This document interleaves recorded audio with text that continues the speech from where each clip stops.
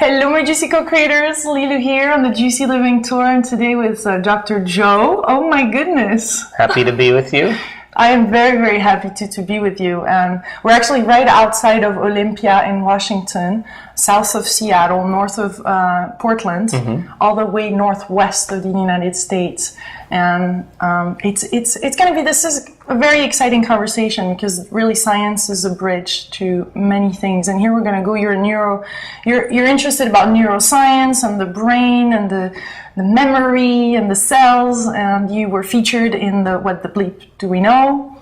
And you wrote a book, Evolve Your Brain. Evolve Your Brain, the Science of Changing Your Mind. Yeah. So tell us, how can we use our brain to change our reality? What's really going on in the brain so we can start, should I say, rewiring it so that we start experiencing a new reality? Well, I think science is the contemporary language of mysticism. I think that when we learn a bit about the brain or a bit about neuroscience or quantum physics, it gives us a little hint about how we can apply it to our lives to do a better job. Now, we have three brains that allow us to go from thinking to doing to being. Your thinking brain is your neocortex. That's that walnut-shaped, corrugated, big brain that sits on the outside. And that part of your brain is responsible for your conscious awareness. You're listening to me right now with your neocortex. And every time you learn something new, you make a new connection in your brain. That's what learning is. Learning is molding synaptic connections. Remembering is maintaining and sustaining connections. So you read a book on how to ride a bicycle, you read a book on how to dance the salsa, you read a book on how to cook French cuisine, you read a book on how to build a doghouse, you read a book about compassion by the Dalai Lama. All that information is stored in your thinking brain. Now, the purpose of all of that philosophical knowledge is to take it and apply it, to personalize it, to demonstrate it. And when you take what you learn and you modify your behavior in some way, you do something with it, you change your actions, you're going to have a new experience. When you have a new experience, gangs of neurons begin to organize themselves to reflect the event. So when you're in the midst of an experience, everything you're seeing and smelling and tasting and feeling and hearing, all of your five senses are immersed in the environmental experience. And as all of the sensory data rushes back to your brain through five different pathways, jungles of neurons organize themselves and string into place. And the moment they organize into a pattern, the brain releases a chemical, and that chemical is called a feeling or an emotion. So feelings and emotions then are the end product of past experience. So let's say you read the book by the Dalai Lama or about compassion, or you read a book about forgiveness. And you could repeat all that information. It was all theory. It was all fact. It was knowledge. It was void of experience. But when you actually forgive someone or you demonstrate compassion, the moment you feel what that feeling feels like, the emotions that you're experiencing are teaching your body what your mind has intellectually understood. So knowledge is for the mind and experience is for the body. So the moment you get your behaviors to match your intentions, or you get your actions equal to your thoughts, the moment you align mind and body, you're going to have a new experience, and that new experience is going to produce a new emotion. And the moment you have a new experience that produces a new emotion, your body is genetically changing to reflect a new environmental experience. That's called evolution. And when you do that, the second brain becomes activated, the limbic brain or the emotional brain or the chemical brain. But it's not enough to do it once. We have to be able to repeat the experience, be able to do it over and over again. And whenever you can replicate an experience at will, when you can do it over and over and over again, there comes a moment where you activate that third brain called the cerebellum. And when you can do something over and over again, you've done it so many times that you no longer have to think about it. Now you're in a state of being. And a state of being is when mind and body are working together, or better said, you've practiced it so many times that your body knows as well as your brain. And the moment your body knows as well as your brain, or your mind and body are one, that's called being it. And when we're in a state of being, the quantum field or the universal principle says that everything responds to who we're being. So that evolution using the brain from going from thinking to doing to being is really the steps we take to be able to do a better job in our life. So before we go in this really beautiful bliss state where everything is pure synchronicity, magic, we can even say, and really this really, really beautiful, deep, joyful experience.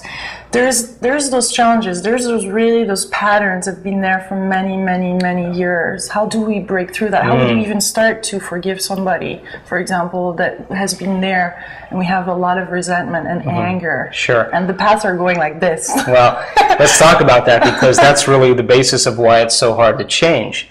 If you think about it, we said that emotions and feelings are the end product of experience, and we've all been branded from experiences that produce really strong emotions. And when we have a really strong emotional experience from some event in our life, we notice a change in our internal chemistry. We notice we feel differently, and then we pay attention to whoever or whatever it was that caused that. Now, every time there's an emotional reaction to some experience, good or bad, traumatic or crisis or whatever, there's a refractory period of chemicals that's created. And if you don't know how to control that chemical reaction, and you let those emotions linger for hours or days, that's called a mood. Well, what's wrong with you? Oh, I'm in a mood. Why are you in a mood? Well, this thing happened to me 5 days ago. Now, if you keep that refractory period going on for months on end, weeks or months, that's called a temperament. Why is she so angry? Oh, well, I don't know. Why are you so angry? Well, this thing happened to me 11 months ago, and I'm memorizing my emotional reaction. Now, if you keep that refractory period going for years on end, that's called a personality trait. So we tend to have experiences that produce strong emotions, and those emotions tend to drive the way we think and the way we behave. And that emotion then becomes one long refractory period that becomes part of our personality. If we want to change then that emotion, or change some aspect of ourselves, we have to begin to unmemorize that emotion, because that emotion colors us and flavors how we think and act. Now, here's the problem. Those emotions that we respond to that creates, the emotions of anger and judgment and hatred and fear and anxiety and pain and suffering, the chemicals that are created in the body from those emotions are highly addictive. They give the body a rush of energy, and what happens over time is people become unconsciously addicted to the emotion to reaffirm who they are connected to some past experience. So the person may consciously want to try to change, but they've memorized an emotion that's pretty much become part of their identity. So take it a step further. If the person's had an experience that produced a very strong emotion, and that emotion is driving the way they think and the way they behave, we could say then, the moment the person has a thought, the thought produces a chemical in their brain that signals their body for them to feel exactly the way they were just thinking, unhappy or negative. The moment they feel negative, they think more negative thoughts. And this cycle of thinking and feeling and feeling and thinking over time conditions the body to memorize that emotion better than the conscious mind. And whenever the body knows better than the mind, that's called a habit. A habit is when the body is the mind. Now, 95% of who we are by the time we're 35 years old sits in a subconscious memory system, instead of memorized behaviors and emotional reactions that are happening behind the scenes of our awareness. So now the person wants to try to change and use 5% of their conscious mind to go against 95% of what they memorize. So they think positively, but they feel negatively. So mind and body are in opposition. They pray for a new life, and they set their intention for a great future, but they feel guilty. It's mind and body in opposition. We have to recondition the body to the new mind. And that's what meditation is about. Meditation, the whole purpose of meditation, is to actually get into the operating system of the subconscious and begin to make measurable changes. And the word meditation literally means, in Tibetan, to become familiar with. So if you're sitting down in a meditation and you're becoming conscious of your unconscious thoughts, of your unconscious behaviors, your unconscious habits, your unconscious emotions, and you're noticing them and becoming aware of them, that's meditation. You're becoming familiar with that aspect of the old self. As an observer rather than reacting. Exactly. That concept in neuroscience is called metacognition. And the fact that we can pay attention to who we're being means then that we can modify our behaviors to do a better job in life. But yet they come up. So what do we do when they're coming up so that we change and rewire it in that moment? You're saying only meditation can do that? No, I'm not saying only meditation can do it. I mean, the process of change requires unlearning and relearning. It requires breaking the habit of an old self and reinventing a new self. Yeah. It requires what we call in neuroscience pruning synaptic connections, breaking apart those circuits, and then sprouting new connections. It requires unmemorizing an emotion that's been stored in the body and then reconditioning the body to a new mind or to a new emotion. It requires literally losing your mind and creating a new one. It requires changing your energy. So when a person's in the midst of an emotional experience, normally if they react during that emotional experience, they're always going to say things like, I should have never said that. I should have never done that. I should have never thought that. I should have never sent that email. Because those emotions are driving them to act like an amped up animal with a big memory bank. So the difficulty is learning how to shorten the refractory period of those emotions. That's called emotional intelligence. To be able to learn how to regulate and mediate that. And one of the things that meditation does is it allows people to create more coherence in their brain and body, which means that they don't have the same knee-jerk reactions in the same circumstances. And that's what we can control. We can control our inner environment in the beginning more than we can control our outer environment. So as those thoughts emerge, let's say in meditation, we're in the space of observing them, where anger comes up or frustration, and then we would just notice them and go back to the meditation, and therefore once we're in life, we have that similar reaction? If you think about it, if you're in a meditation and your body has been conditioned to be the mind, right? And if you could think of your body as the servant to the mind, or the animal, like an unbridled horse. And when we put our body away in a meditation, it's not used to no longer being plugged into the environment. It wants to get up and do things to stimulate some emotion so it can reaffirm its identity. So when you sit in a meditation and you separate yourself from the environment, you're putting your body away and your body is no longer getting its emotional needs met. It's going to buck like an unbridled horse. It's going to kick. It's going to rebel. And every time you bring it back to the present moment, every time you're able to calm it down and bring it back into a relaxed state, every time you notice that it wants to do that and you inhibit its actions, that's reconditioning the body to the new mind. So if you're able to break that cycle while you're sitting in the meditation, you overcome some aspect of yourself. And you've basically broken free from that addiction. Anytime you break free from any addiction, the side effect is true joy. That's the liberation of energy, that the body begins to feel like the chains are being broken away.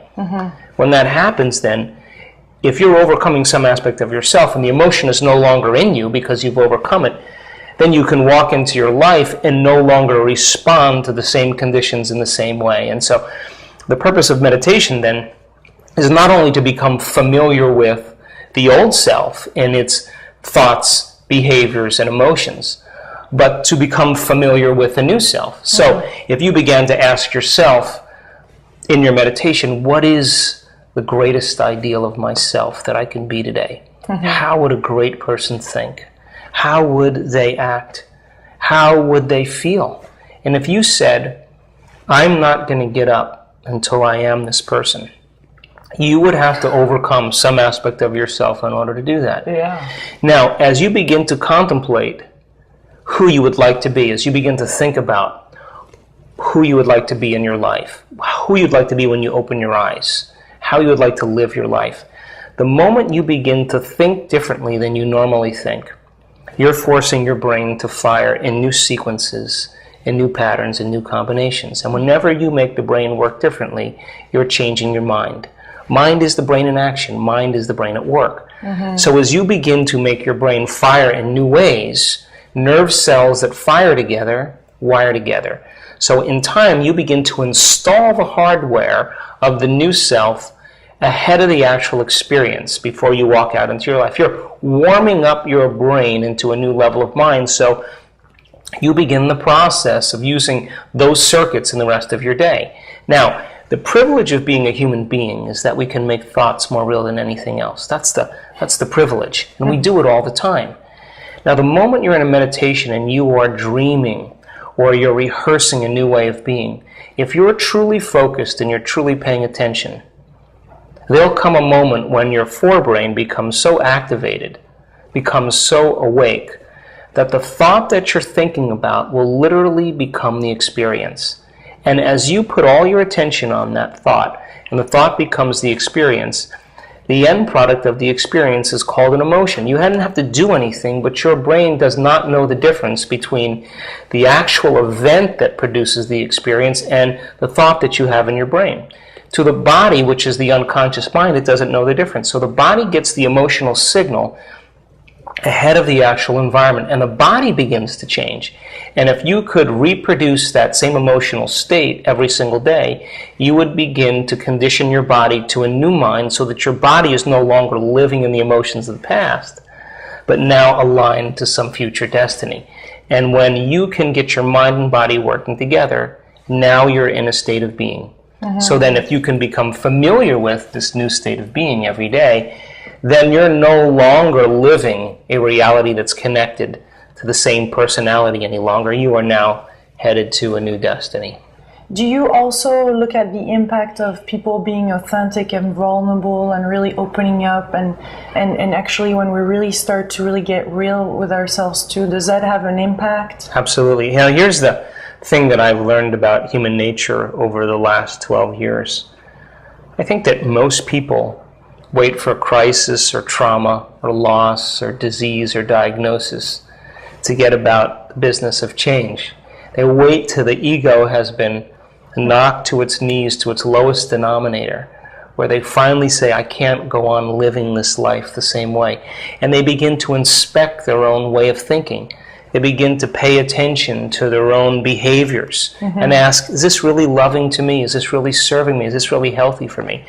They notice the emotions that they've been holding on to that are connected to experiences from 20 or 30 years ago. And they realize that those emotions are actually dysregulating and downregulating their own genes that are creating their own disease. And they have to surrender the old self at a certain point. I think in this day and age, I think the new message, and certainly my message is, why wait to that point? We can learn and change in a state of pain and suffering, or we can learn and change in a state of joy and inspiration. And so getting truthful with yourself, to know thyself, that's another definition of meditation, to become so aware, to become so conscious of those unconscious programs that they would never slip by unnoticed. And so we have to ask ourselves, do I want to allow a thought to go by my conscious awareness that I don't want to experience? So you get to a point where you begin to become the king or the queen on the throne, and you say, that thought may not pass today, because if I allow it to pass, it's going to stimulate my brainstem and turn me into a familiar state of being. So that denaturing of the ego and the personality requires an authenticity and a level of awareness and a level of self-honesty that we can actually do every single day without having crisis or trauma. We can do it because we're excited to be alive. And the beauty behind all of this is when you're truly in a creative state, when you're truly creating, my definition of creation is when you forget about you. You're so involved with what you're doing. You're so present in the moment. Whether you're in a meditation or whether you're hiking in nature, whether you're filming, whether you're writing, whatever you're cooking, it doesn't matter. When you're truly in a state of creation, you're so involved and so present in that moment that you literally lose track of time and space. You forget about your problems. You forget about time. You forget about your body. You forget about your pain. You forget about your identity. You become so involved with what you're doing that your brain changes to the point where your identity, your personality is vacated for a few moments. And that's where energy moves from those survival emotional centers in the body right up to the heart. Yes. And the moment it moves to the heart, you start to feel inspired. Because it looks like in that space, then the brain is not as present or needed, but it's the heart that takes over, and it is guidance, and it comes to us. I mean, that's what I call the natural state of being. Now, we live in two states of mind. We either live in a state of survival, or we live in a state of creation, or what we would call, those lower emotions of stress and those elevated emotions of joy and love. So if you think about this, 90% of people on the planet, for the most part, 90% of the time, live by the emotions of stress. And every time you have a reaction to something in your life that you consider threatening or that you're uncertain about, it's no different than when a gazelle is being chased by a lion in the Serengeti. When the gazelle sees the lion, it turns on its fight or flight nervous system, and it mobilizes all of this energy for an emergency. And when the body mobilizes all of this energy, the brain and the body get a rush of energy, and those chemicals are highly addictive. Now, those emotions of stress that are created are the exact emotions of aggression and anger and hatred and judgment and fear and anxiety and pain and suffering and hopelessness and powerlessness. And 90% of the time, people are living in those emotional states. And those emotional states endorse the ego to become very selfish, very self-involved, very self-indulgent, very self-centered, very self-important, full of self-pity. It's all about the self, because when the gazelle is being chased by the lion, she's only concerned about three things: my body, the environment, and time. So when the gazelle is being chased, it says, I have to take care of my body. My body's a priority. Where in my environment am I going to run, and how much time do I have to get there? So when those emotions of stress are running and the gazelle is over-focused or obsessed about its body, the environment, and time, it's no longer concerned about long-term building projects. It's not concerned about growth and repair and creation and nurturing. It's got to deal with an emergency situation. Now, those chemicals of stress, without a doubt, the scientific fact, begin to break the body down when it's done long-term. Every organism in nature is designed for short-term stress. But when we keep turning on that stress response and we can't turn it off, now we're headed for disease. So the problem with human beings is because we can make thought more real than anything else, we can turn on the stress response just by thought alone. We can begin to think about our problems, some future worst-case scenario, and we can focus on it with the exclusion of everything else, that the brain begins to signal the body to produce the same chemicals as if the body was in that experience. And the body, as the unconscious mind, does not know the difference between the actual event that's happening in reality and the emotion we're fabricating by thought alone. We can unfold a past bitter memory that's tattooed in the recesses of our gray matter, and like moments it comes to life. And to us it's real. And when we begin to feel those emotions that are connected to the past experience, the body believes it's in the past experience again. And so people begin to condition the body to either live in the past or live in the future, and they miss the moment. Now, in that state where you're in love with life or in love with your creation, or you're exuberant because you're involved in something, the number one ingredient is you have to be absolutely present.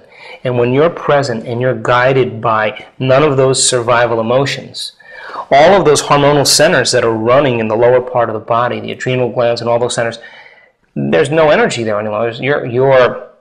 The personality who's thinking and feeling in the same cycle is gone. You're not thinking about that, and all of a sudden energy begins to move right into your heart. This is not a metaphysical thing. This is a scientific, physiological phenomenon. And as energy begins to move into your heart, you become less analytical. You become less judgmental, because it's almost impossible to analyze and judge when you're in a state of love, when you're in a state of joy, when you're in a state of inspiration. And that natural state of being, that creative state, is when the body is liberated from the chains of those very strong emotions. And so the person then in the state of creation is nobody, is no thing, is no time. And the moment we move into that elegant space, the body is jubilant, it's released, and we feel connected to something greater. We feel like we're connected to the source. When we're living in a state of survival, we feel separate, we feel disconnected. We are an animal that's only concerned about the self. The opposite state is a selfless state. You are no longer connected to an ego. The ego is out of the way. And that's what we call the natural state of being. So most people, though, they get to a point of change, and that means they have to lay down the known and step into the unknown. And to step into the unknown, genetically and historically, means that you're stepping into a place that's highly threatening. But if you understand that you have a part in your creation, the unknown then becomes an adventure. It becomes something exciting, and that's when the body begins to reorganize itself. That's exciting. Are you seeing that there's a lot of people talk about the changes and that our DNA is upgrading and that a lot of things, new energies, new frequencies, is all of that part of our transformation? I mean, are we really truly evolving as human beings to be able to reach faster, maybe that place? And because it is really going to be a matter of survival soon. Well, I think there's a strong intellectual division going on right now. I think every single paradigm right now in this particular time in history is collapsing. Whether it's the political model or the economic model, whether it's the religious model, whether it's the environment, whether it's the medical model, the educational model, all the systems are breaking down because basically it hasn't been working well up until this point. Now, some people will cling to the familiar. They'll cling to what they think works. And those people that hang on to that are going to be the people that are going to try to do the same thing and expect a different result. Now, I'm saying that with the caveat that if we begin to embrace a new model or a new way of doing things, when we begin to demonstrate greatness, when we begin to demonstrate peace, you can't shake hands with your neighbor in church and say, peace be with you, then get in your car and cut everybody off on the way out. That's, mind doing one thing and body doing another thing. We have to, at this point in history, demonstrate our highest ideal. And when we begin to be the change in a certain way, and we begin to modify our behaviors to have new experiences, the genes then begin to get signaled, and we begin to upscale our genetics and our brain's hardware. Now, we're turning genes on and off every single moment. You and I are turning genes on right now. If you're learning something and I'm learning something or we're engaged in the conversation, we have a whole host of activity going on genetically that's beginning to reorganize who we are. Problem is, we know that the environment turns on the genes.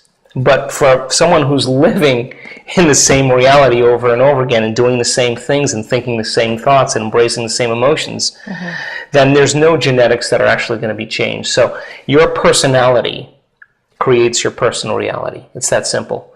And your personality is made up of how you think, how you act, and how you feel.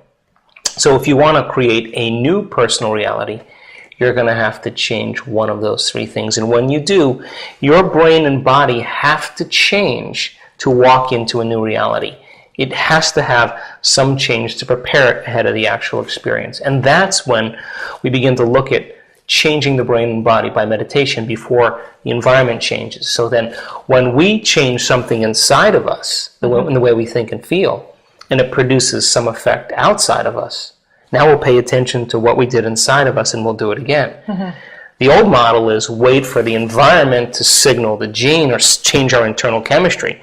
When we notice something outside of us changes how we feel inside of us, we'll pay attention to whoever caused it and we'll begin to associate that memory. And that's a slow path in evolution, millions of years to adapt to different environmental conditions.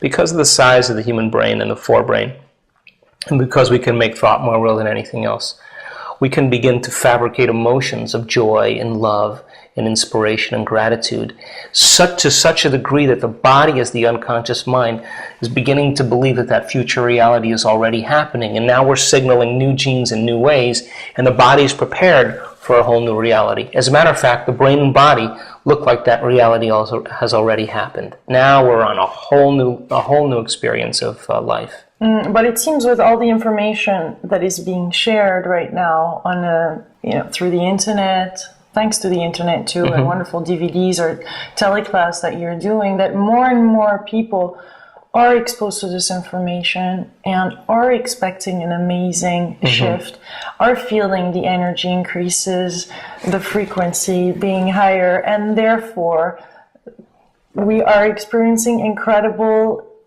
fast healing, miracles, joyful moments, bliss, more and more frequently. No, I absolutely agree. I think that's the opposite side of the first division. I talk to people who can tune into that and know that this is an age where there's a whole lot of energetic things happening galactically. Right? That's what I wanted to hear you. Oh, absolutely. Galactically, there's absolute, changes that's going on in our universe, in our galaxy.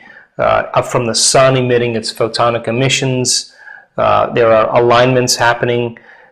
Without a doubt, this is a time you and I chose to be here. And it's a rebirth, it's a renaissance, a true renaissance this time.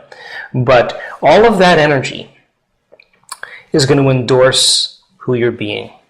It is a raw material, but you have to take it and you have to use it in a way that's going to support you. So if you're living in stress, and you're living in survival, and you're living in hate, and if you're living in judgment, that energy is going to endorse who you're being. It's going to amplify it for you. If you begin to realize that that's a raw material to drive you to your greatest potential, and you begin to decide what's no longer fits in your life, in your world, in your body, in your brain, in your being, and you begin to remove those layers, those masks of those emotions that block the flow of that intelligence that's giving you life right now, that invisible force, that's that spiritual intelligence that's indigenous to all human beings. It's blocked because of the emotions that we wear layer by layer. And as you begin to remove those layers and that intelligence begins to leak out, and you begin to create more coherence in that elevated emotions of joy and love, that energy that's happening in this universe, in this galaxy, with the planets, with alignments and with photonic emissions, is going to be an acceleration to your greatness. So I just look at it as a energetic time where you're going to have to change your energy. I mean, you're going to have to change your energy to meet that energy. And so the limited emotions that drive us to a lower denominator, to a lower level, that's a very real thing, but it's going to be more amplified. The people who begin to realize that they have to ascend their energy to some degree and open their hearts and begin to speak truth and begin to take on a whole new state of energy. That energy is going to be endorsing their energy, and that's the new age that we're talking about. Is that more a matter of surrendering rather than changing? I think the process of change is a delicate balance between intention and surrender. That there's an aspect where people, if we over-intend, I think that's called trying, right? And if we surrender too much, then we're not making enough of an effort. So I think it's a really delicate balance. Intention is getting very clear on what you want. And surrendering is trusting in something greater. But you have to think of intention like the sail on a boat or the compass. It's giving us direction. And surrender is letting it blow us in a certain way once we have our direction. So it's a combination of two. I think it's a delicate balance of both. And if we surrender to this new energy, something new can emerge, because it feels like the brain, that's really how it feels these days, is that the brain has to be in the back end, or kind of forget it a little bit. Well, that's true, because the analytical brain, the intellectual brain, the theoretical brain has to take a back seat. And we have to trust in the unseen. I mean, the real question is, can we believe in a future that we can't see or experience with our senses yet? But we've thought about enough times with intention that our brain is literally changed to look like the event has already happened. Now, it takes a certain amount of surrender to believe in a future that isn't a physical reality yet. And can we emotionally embrace that destiny?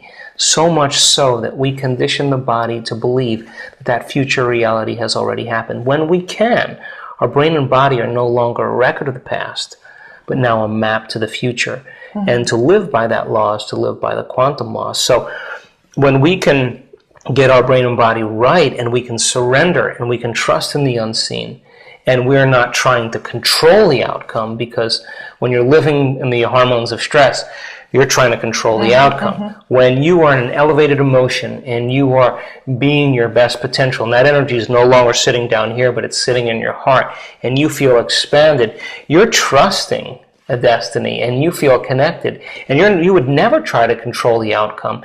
You would want it to come in a way that you least expect, that surprises you, that leaves no doubt that what you did inside of you produced that result outside of you. You know it's going to happen. You just don't know when and you don't know how. And that's what surrender is. That's the quantum surprise that we all want in our lives. But there's this knowing. There's this knowing inside, or this intuition. There's this kind of seed that is planted. There's this potential that we feel ahead. Absolutely. And that drives us. Exactly. So did the brain create that? I mean... I think it's a delicate balance between the brain and the heart, mind and body. And so the brain gets clear on what it wants. So, for example, I always like to make it very practical. Thank you for that. If a person says, I want to become wealthy, or I want to become healthy, or I want a meaningful relationship. All of the above. All the above. And I want to be happy, throw in a little happiness, right? And people say to me every time I'm interviewed, well, how do we get happy?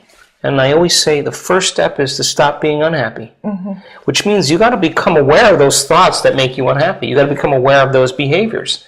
You got to become aware of those emotions that are making you feel that way. And that process is a meditative process. It's an introspective process. Now, but when I said to you, get clear on what you want out of those four things, you would say, well, I want to have wealth, and I want to have these things, and I want to live in this place, and you would have a laundry list of items. Now, that's your brain beginning to use all the stored knowledge and experience in your brain and seamlessly piece it together to create a model or an ideal that you can fix your brain on. Which is limited.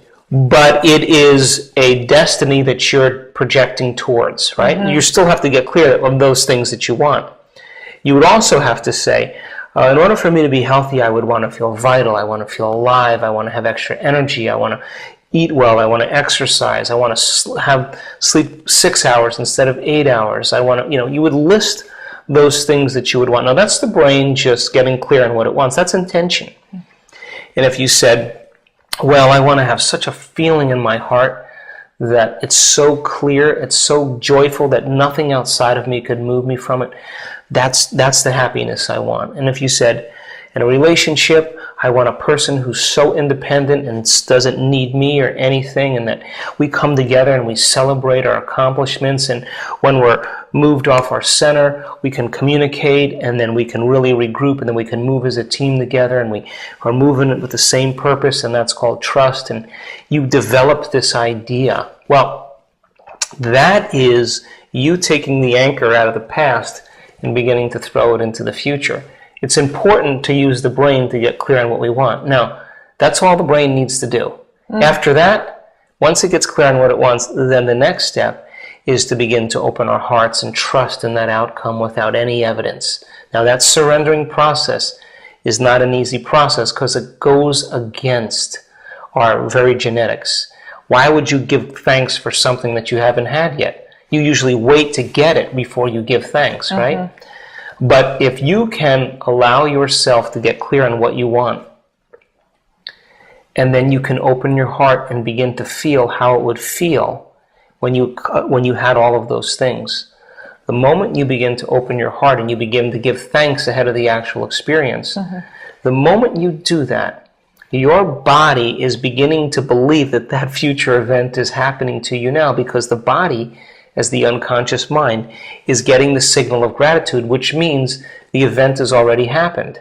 Now, that kind of surrender, that kind of trust, is leaving behind the physical evidence. It's leaving behind the body, the environment, and time. And that kind of level of surrender is when we know that we know. When your heart is open and your mind is clear, and you are in a state of being, that level of certainty, that level of knowingness is what people say, how do you know it's going to happen? And you say, I just know. Well, how do you know? Because I'm changed. I feel it. I know that I know. And my definition of enlightenment is knowing that you know. And that is a great place to be, because no one can take it away from you at that point. I love the stepping in the unknown too, because that is huge. The only way we can get to anywhere at this point is stepping into the unknown. And that's an interesting concept, because everybody will stand up and cheer about the unknown, but the unknown is like jumping off a 40-foot cliff. Yeah. You can walk up, we could stand here and have... It's a quantum leap. It is a leap. You and I can have a great conversation about the unknown, and then you get ready to leave your life, or you get to leave the familiar. It's like standing on the cliff. Everybody gets up to that point, and they go, ooh, boy, I bet you that water's cold, and boy, that's looking pretty deep down there, and my father was really overbearing, and God, the wind's blowing the wrong way. We start to analyze our change, and everybody backs away. You have to just step out into the unknown, and you have to be big and bold enough to know that you are the creator of your own destiny, and that the universe always works in our favor. And when you begin to understand that the things that keep showing up in our life are because those are the thoughts we never paid attention to that keep us returning back to the familiar. So if emotions are the end product of past experience, and you're living by the same emotion every day, then you're going to have a familiar life. Because emotions are energy in motion, which means that familiar emotion is going to keep creating the same familiar reality. And that emotion is going to drive your thoughts, and those thoughts are going to drive your emotions, and you're going to keep creating the same destiny. To step out into the unknown is to literally lay down the identity for a period of time and trust in the unseen. And that I think is where people in history right now, it's what they want. People want, they don't want to know about the old paradigms of religion or the old models of women and men. And no one cares politics. No one cares about. Everybody wants to be empowered by themselves. And when you have a group of people that are truly empowered by themselves, we have a tremendous amount of freedom. We have new inventions. We have genius mind. We have cooperation amongst humanity where I'm caring about you and you're caring about me. And when we make a choice, we consider the whole, not just ourself. When you live in survival and you live by those limited emotions, you're only concerned about the self. You break out of those emotional states that are addictive, and the body's liberated, and you're in a selfless state. You're only thinking about how you're going to make a difference, how you're going to contribute. And that is the new world that we're hopefully walking into. What are you working on now? What are some of the things that you're looking at? So did neuroscience really evolve, or is that a place where a lot of you're sharing a lot of information and new things are coming on board? What's really exciting there? Well, in your world, I tell it you, can rock our world too. Well, we're doing a lot of workshops around the world right now. We have workshops, transformational workshops, and we have people being healed of cancer, being healed of, lupus. We have people having amazing experiences or rewriting their genes. We've had amazing things take place. And so I think that my interest completely is to inspire people to be the living example of all of this. I always say that, all of this is really good dinner conversation, but hardly anybody's ever changed from it. The people who say, I want to apply this to my life. I want to see if I could actually produce an effect in my world by changing the way I think and the way I feel. Now, the workshops that we're doing are producing dramatic effects because if the person's living by resentment for 25 years, the emotion of resentment has become so memorized that the body literally is swimming in that emotional state, and it keeps signaling the same gene that ultimately creates the cancer or disease. Unmemorized resentment, and you can't signal the same gene in the same way. If the person truly changes that, the body is going to reorganize itself instantaneously. So we are now documenting the changes that we are creating for people because we want to do it so that people give themselves permission to do it in their own lives. This is a time in history where there has to be a practical application of greatness. It has to be beyond just good dinner conversation. We have to be initiated into it. We have to step out. We have to be willing to live for the truth, not die for it, but to live for it. That's the first step. Beautiful. So we're taking a lot of this now into the corporate world now. We have a new program called Train the Trainers, which has become really exciting, and we're training educators. We're training mental health practitioners about the concept of plasticity and what change is. We got a new coaching model for people that want to coach. And I just finished my second book, and that's coming out at the beginning of the year, so that's exciting too. Good. Yeah. Hopefully we'll talk about it then. Yeah. Well, this was so much fun. Thank you. You're welcome. Very insightful. Great. Beautiful. Juicy, isn't it? Really juicy. Thank you. You're welcome. Thank you. Well, much love, my beautiful co-creators, and we'll see you next time. Actually, we're going to Ashland to see Neil Donald Walsh and Gary Zukav. So much love. Bye. Ciao. Ciao, ciao.